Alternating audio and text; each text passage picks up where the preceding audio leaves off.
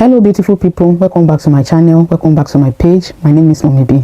So today I want to talk about a topic that a lot of people have contacted me a lot about, and that's how to write a good CV that is suitable for UK volunteer jobs, like a standard UK CV. So today we're going to be talking about the step-by-step guide on how to create your own perfect CV. First of all, you need to understand that your CV says a lot about you. It lets the employer know who you are, what you are capable of doing, and how you can help them. The certifications that you have that are relevant to the kind of person that they are looking for. And then before you write your CV, I want you to understand that your CV cannot be constant, depending on the type of field that you are looking for job in, because volunteering is universal. But then there are different fields in volunteering. So you can get volunteering jobs in health and care, and you can also get in warehousing, transportation, in finance, in education, in a lot of places. And you cannot use, because we say that volunteering is universal, does not mean that you can use your volunteer experience in care to apply for a warehouse volunteering, even though you have transferable skills that are very similar. But if you don't channel it, these experiences and skills, if you don't channel it towards care, if you just use it the way you have used it to apply for a warehouse job, and you use it directly in healthcare, it becomes useless. So in essence, what I was trying to say is that your CV cannot be just one-way traffic. So depending on what you're applying for, the type, the job description, the job role, and the person specification will determine what your CV is going to be. Another thing you need to know is that there is a list in which you need to arrange your CV, and that should be your personal details, which is your name, email, and phone number. Remove your address. So you put that on the top, and followed by professional summary, then skills, then experience, education, certification, and reference. So let's pick the list one by one.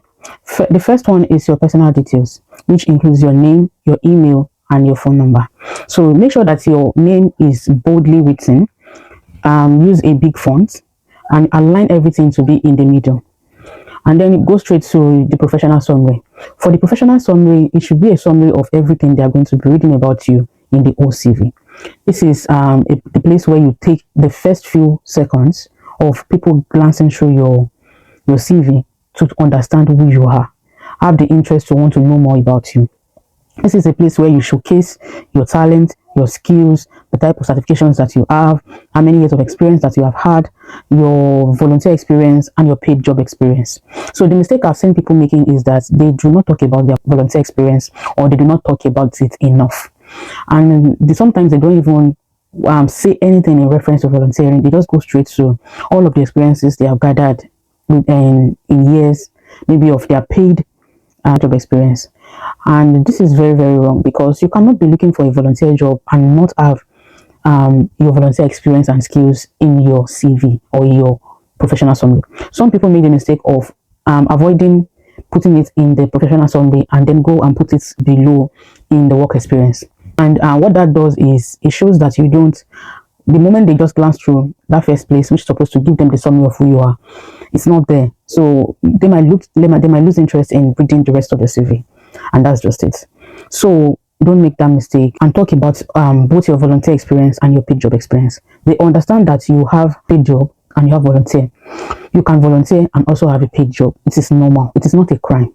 So you can start with, if you're applying for something related to health, maybe like a residential support volunteer, you can start with a dedicated and compassionate volunteer, and then you can add your paid job experience with so amount of years of experience in both this and this. So make sure you're talking about both of them. Whatever you are saying, talk about the both of them. So that way they know that while you are working, which shows that you are responsible for yourself, it also shows that you have the experience that they are looking for. So just make sure that everything that you are going to be putting in your professional summary is talking about you in relation to the job you are applying for. Show how relatable you are to the kind of person that they are looking for. The job description matches the type of experience that you have had. The skills matches the skills and values that you already have, and it should just be that you should be the kind of person they are looking for. Just position yourself in that way. And then next is the skills. So this is where you write all the skills that you have that is related to the adverts they have put out. Now, you might not have the specific skills that they have in the list, but you can have something that is related to that, and that's what we call the transferable skills that you already have. Now, if you already have a paid job in customer service and they're saying they want somebody that has good communication skills, this is you. This is you. Just if you know how to strategically choose your words in writing your CV, then you would really have good results. So if you, before you write anything in your CV, like I've mentioned before, make sure you have gone to read the job adverts. That's the first thing you need to do. And whenever you get a charity link for you to apply for, don't just go straight to the application form. Always go to their website, go and read the About Us page where their vision and their mission is. And then you go to their volunteer page to see the kind of person they are looking for, what the volunteer program entails, what you are going to be doing on a daily basis. This will really help you to structure your CV to what they are looking for. And this is what you should do every time. Because a job is in care does not mean that every job that is under care requires the same CV. You might still use the same CV, but you need to always change things, move things around to match exactly what they are looking for. If you can tailor that CV to what they are expecting, your CV might be very, very good, but if it's not what they are looking for, then they are not going to pick you. And many of these charities do not check your CV by hand. Most of them are now using AI, which they are going to give instruction to the AI and give the AI some keywords to look for in your CV. And if these skills that you have are not in the list that the AI has, it's going to delete your CV and send you automatic, unfortunately, emails. Most of these unfortunately emails are automated. So immediately it deletes your application, then unfortunately follows. So make sure that what you are putting down is what they're looking for. And the best way to do that is to go and read about them and the volunteer program you are applying for, the role you are applying for. Everything is on their website. Don't go straight to the form. Don't go straight to application forms first. Go to their website, the About Us page, which is always on the right top corner. And if you don't really know anything about that, go and check on I'll tag the video of 30 days challenge and 28 days of Apply With Me challenge that I did for both January and February respectively. So I will add that to this video. Try to go and watch those and it's going to help you.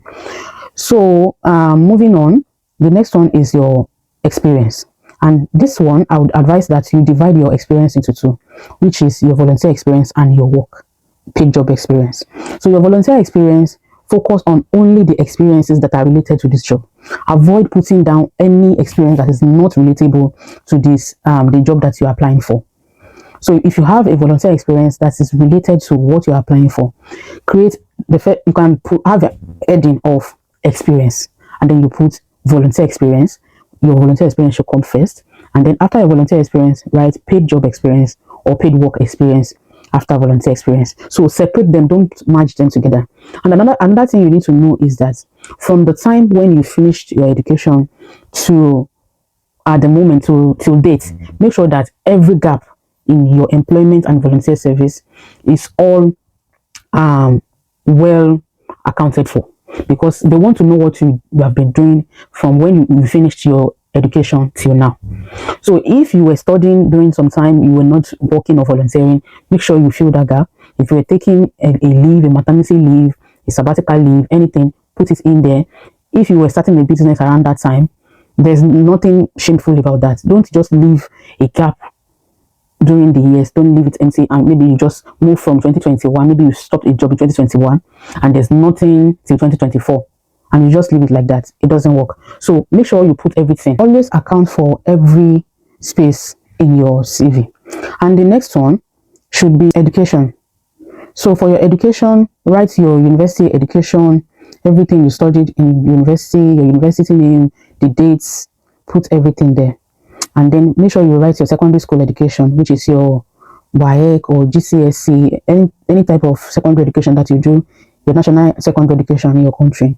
Put it there with your results. You can go further and include your final results, maybe the most important subjects, maths, English, physics, chemistry, all of that can help you. If you have at least C, it is very good. So put everything out there, let them see that, because GCSE is very, very important here abroad. So you can put that there. So make sure that everything you are putting in the CV are relevant things, so that you don't have too complex CV. Very, very related ones to the type of job that you are looking for. The things that are related to that job alone is what should be on your CV. If it's not related to that, don't just pack every experience and unnecessary things on your CV. Don't let it exceed 2 pages. And then the next one is certification. So if you are applying for any job and they mention the type of certifications that you should have, if you have them, put them there. It helps you. If you have basic training in that, put them there. Any certification that is not related to that job, please don't put it. It's just a waste of time. So create a section for certifications. If you have done certifications that are related to that job, put them out there. And finally, you put your reference. So for reference, I would suggest that you put to be made available on request, because if you put a reference there and they're not able to contact that person, it might be a problem later. Or maybe if you later have issues with that person, they might jeopardize your chances of getting this job. So if you put to be made available on request, so you can then easily put in someone that you know would respond fast, because some people too would not respond faster to the reference request.